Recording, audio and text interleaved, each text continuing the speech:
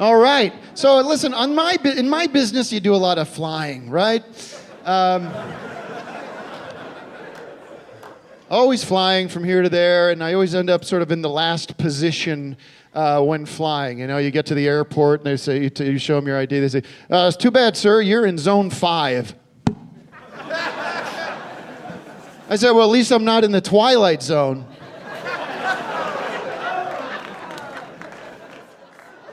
I tell a joke, you? Thank you very much. Finally, got a chance to go to one of those 007 banks. You've seen these 007 banks? It's pretty, I went in there, I said, I would like a bond, a savings bond. Pretty good. Finally got a chance to hear the music of Keith Urban. I thought to myself, gee, this guy might want to change his name to Keith Rural, if you know what I mean. But boy, there's a lot of women in music these days, don't you think? A lot of women in music.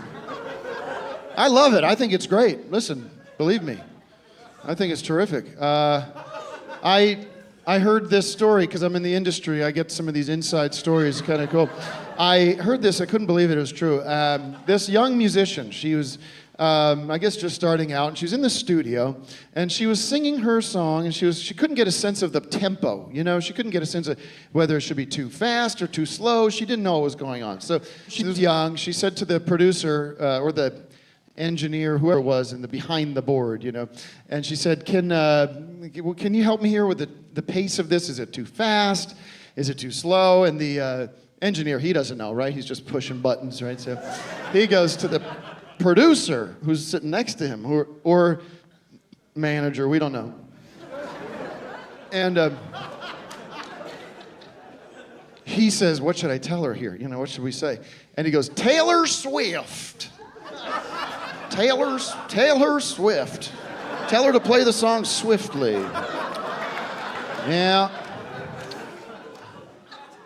And then, of course, Lady Gaga's out there doing her thing.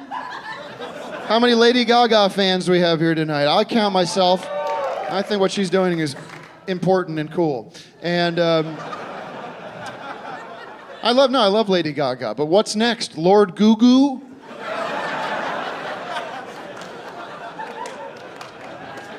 Hey, and whatever happened to U2? Whatever happened to U2? Where did they go?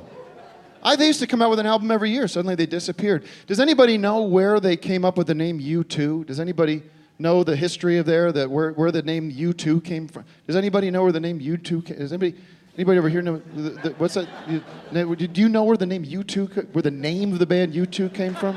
Do you know where the name of the band U2 came from? The name of the band of the name of the band U2, this is true, came from the Untalented Two. And it was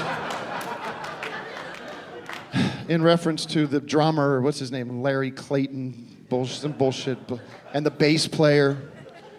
And those guys are, you know, Edge does all the drums and the bass, and Bono does the drums, and so, the Untalented Two.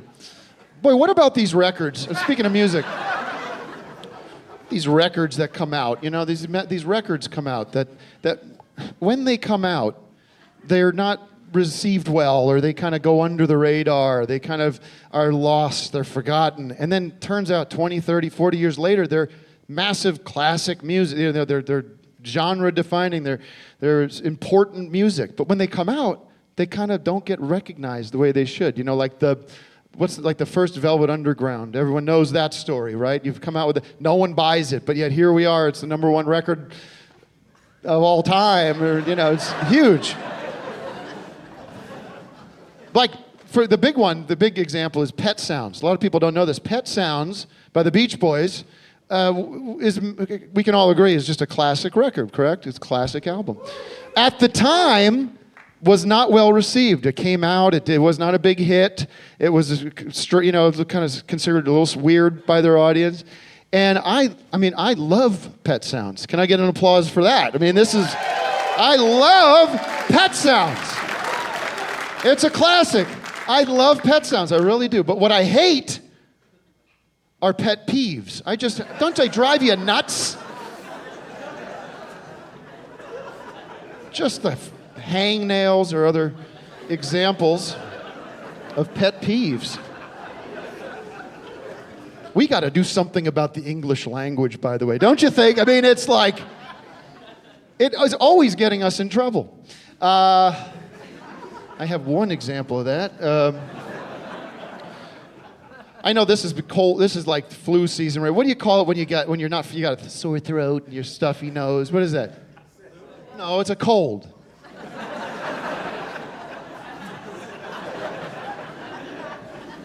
I called my friend. I go, hey, Larry, you want to meet for dinner? He goes, nah, I got a cold. I can't come out. I can't go out. I go, okay. But here's the thing. When we're feeling good, when we're feeling healthy, we don't say we've got a hot.